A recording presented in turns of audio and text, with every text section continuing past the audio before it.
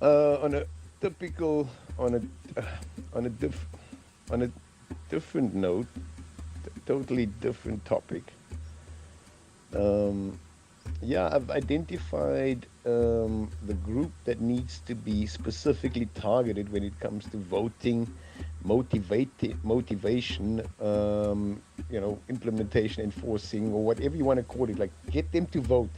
There's a target group that you need to target in South Africa that is always vital. And I think basically you could do this worldwide, right?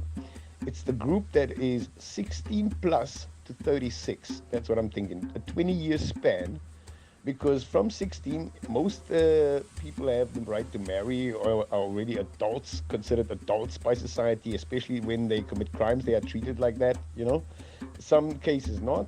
But this is where a teen realizes, oh, there might be responsibility, there might be accountability, there might be consequences for my actions, right?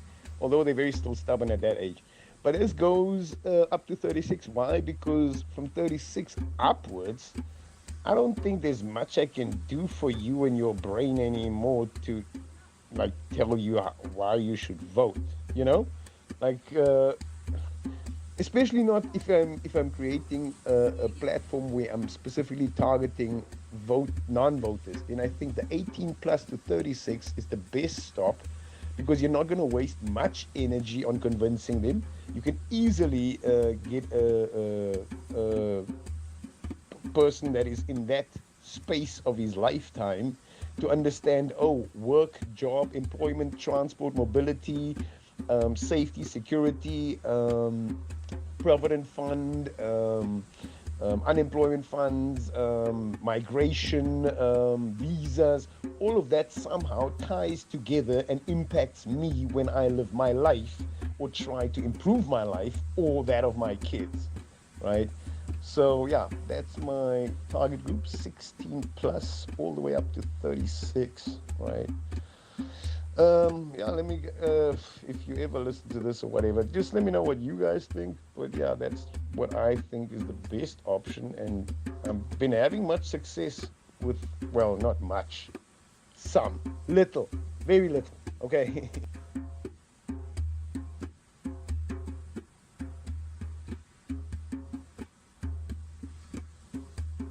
What I mean by that is like I've spoken several times to groups of young people, 16 plus ages, up to like 25, max 28, I think, because you can't always tell how old these people are, right? And I'm not always going to ask them, but you can more or less guess by the way they move and what they talk about and how they answer questions. And yeah, some of them got back to me and they were saying, yeah, dude, I've been thinking about what you said about our conversation, this and that, and it makes a lot of sense. And I'm like, yeah, because obviously the trust in voting systems has to be somehow established. But that trust is simply not there because there's no results. And I, for one, am the last person to say, oh, trust all the voting. What I'm saying is, even when we don't trust it, the only way to eliminate and to change it is to be part of it and all together, because then they can't deny the results. There's no way you can lie to 90%, 80% voters. You understand? You can lie to some sometimes, but you can't lie to all of them all the time. And this is where it is important to be consistent in voting. Vote every year, in every election, all the time against it. Then you know what you've done and spread that message all over the place. Another guy, like several times I've had this question again.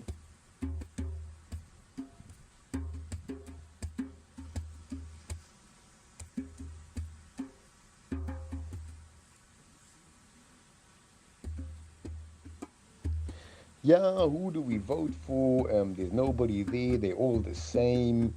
The others don't have experience. Nobody knows them. They don't have the funds. Where should the funds come from? The parties need funds.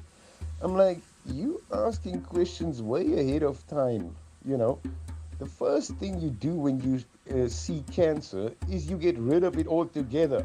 It's not half of it and what's going to happen afterwards. No, I don't care. I could die on that surgery, on that table for surgery, but I want it gone.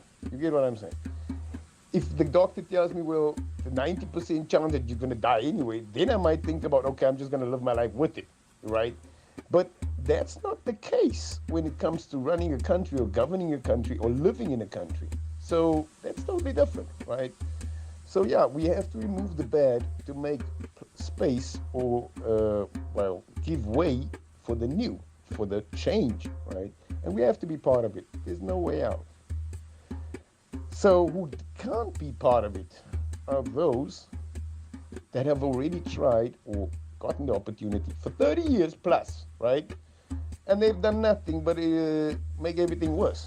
So when you go to the voting booth, I don't care which party you choose. Just think about the fact that, he's been in that office for 30 years, or this party's been in that office. Might not be the same person, but it's the same party, right? So if it's like 15 parties that are all in power, then you just avoid all the 15. You don't swap the goalie when the whole team is down. You don't swap the captain. You swap the whole team. You're all fired. You sometimes might even get a new coach, a new manager. Sometimes you might go right to the top and get a new CEO of the whole fucking, corporation or whatever. You get? Yeah, just the way it is, right? Get rid of the bad, make space for the good. And obviously, change is painful. Nobody said it's gonna be all smooth and we all gonna be loving it. Okay?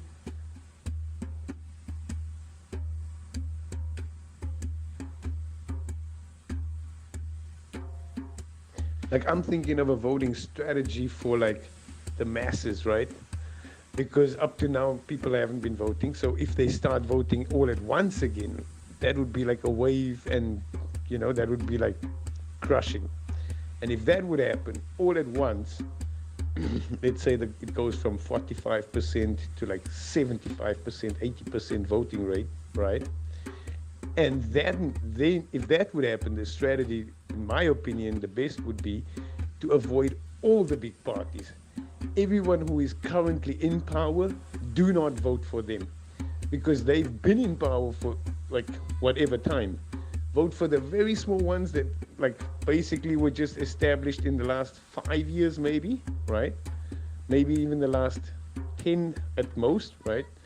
And then vote consistently on all levels, like regional, local, not only every once in 5 years or whatever, but every vote that there is, vote in every vote, so that they out in every section of the government. You understand? So that we get entirely new people everywhere, and that means you don't actually have to suggest who exactly to vote for, because we have so many small ones and we have just a few big ones who've always been in power.